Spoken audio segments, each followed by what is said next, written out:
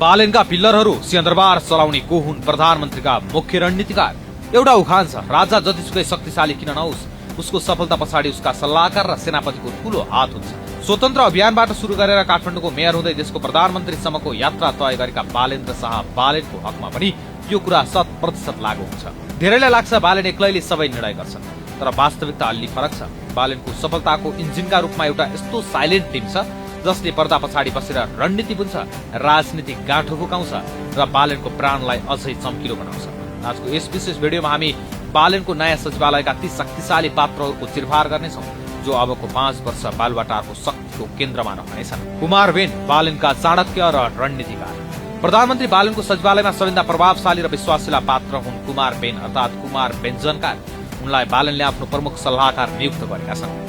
कुमार बेन केवल सल्लाहकार मात्र होइनन्, उनी बालेनका रणनीतिकार अर्थात् चाणक्य मानिन्छन्। काठमाडौँ महानगरको मेयरमा स्वतन्त्र चुनाव लड्ने बेलादेखि नै बालेनलाई कस्तो रणनीति अपनाउने, कुन क्षेत्रमा कस्तो प्रभाव पार्ने भन्ने सल्लाह दिने मुख्य व्यक्ति यिनै हुन्। बालेनले लिने कतिपय साहसिक र जोखिमपूर्ण निर्णयहरू पछाडि कुमार बेनको ब्रेन हुने गर्छ। ललितपुर निवासी बेनले बालेनलाई गाह्रो पर्दा सधैँ ढाल बनेर साथ दिएका छन्। बालेनले उनलाई यति धेरै विश्वास गर्छन् कि राजनीतिक र प्रशासनिक जटिलता सुल्झाउने जिम्मा प्राय बेनकै काँधमा हुन्छ। असीम शाह रवि र बालेन जोड्ने मिडिएटर। बालेनको सचिवालयमा अर्का महत्वपूर्ण स्तम्भ हुन् असीम शाह। उनलाई राजनीतिक सल्लाहकारको जिम्मेवारी दिइएको छ। असीम शाहको नियुक्तिले एउटा ठूलो राजनीतिक अर्थ पनि राख्छ। तपाईलाई थाहै होला, रवि लामिछाने र बालेन शाह बीचको सहकार्य नै बालेन प्रधानमन्त्री बन्ने टर्निङ पोइन्ट थियो। रवि र बालेनलाई एउटै टेबलमा राखेर 7 बुँदे सहमति गराउने मुख्य सूत्रधार असीम शाह नै हुन्। उनकै गैरीधारा स्थित कार्यालयमा मध्यरातसम्म चलेको छलफलले रासोपा र बालेन समूहलाई एक ठाउँमा ल्यायो। असीम पहिले रासोपाबाट समानुपातिक सांसद समेत भइसकेका व्यक्ति हुन्। उनले बालेनको बृहत्तर लक्ष्यका लागि आफ्नो राजनीतिक करियरलाई दाउमा राखेर रासोपा र बालेन समूहको एकतामा पुलको काम गरे। अब बालुवाटारमा बसेर सत्ता साझेदार दलहरूसँग समन्वय गर्ने र राजनीतिक समीकरण मिलाउने मुख्य भूमिकामा असीम शाह रहनेछन्। प्रधानमन्त्रीको काम केवल राजनीति गर्नु मात्र होइन, ठूलो कर्मचारी तन्त्रलाई पनि चलाउनु हो। यसका लागि बालेनले आफ्ना पुराना र अनुभवी सहयोगीहरूलाई रोजेका छन्। सुभाष शर्मा मुख्य स्वकीय सचिव। सुभाषले बालेनको व्यक्तिगत व्यवस्थापन र समयको तालिका मिलाउनेछन्। बालेनका हरेक पाइला र भेटघाटलाई व्यवस्थित गर्ने जिम्मा उनको हो। सुदीप ढकाल प्रशासन प्रमुख। प्रधानमन्त्री कार्यालयको आन्तरिक प्रशासन र व्यवस्थापनलाई चुस्त राख्न सुदीपको भूमिका महत्वपूर्ण हुनेछ। प्रदीप परियार निजी सचिवालय सहसचिव। प्रदीप परियार एक अनुभवी कर्मचारी हुन्। बालेन मेयर हुँदा उनी महानगरको प्रमुख कार्यकारी अधिकृत समेत थिए। सरकारी संयन्त्र कसरी चल्छ र कर्मचारी तन्त्रलाई कसरी नतिजामुखी बनाउने भन्नेमा उनी माहिर छन्। रोचक कुरा त के छ भने बालेन बालुवाटार सर्नु अघि त्यहाँको वास्तु र वातावरण मिलाउन समेत प्रदीप आफै खटिएका थिए। बालेन शाहको सबैभन्दा ठूलो शक्ति भनेकै डिजिटल उपस्थिति र युवा लहर हो।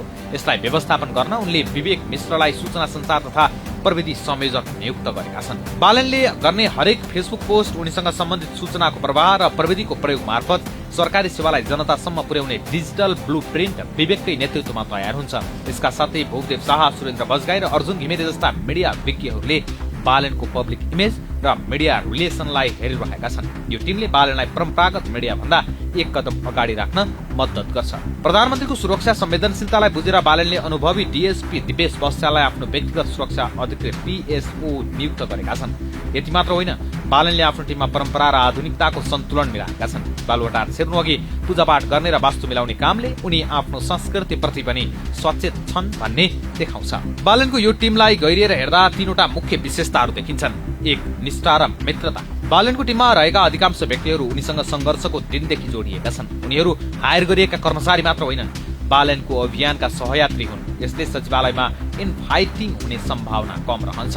दोस्रो, युवा र प्रविधि मैत्री। यो सम्भवतः नेपालको इतिहासकै सबैभन्दा कान्छो र प्रविधिमा पोख्त सचिवालय हो, जहाँ पुराना दलका प्रधानमन्त्रीहरूले हजुरबा उमेरका सल्लाहकार राख्छन्।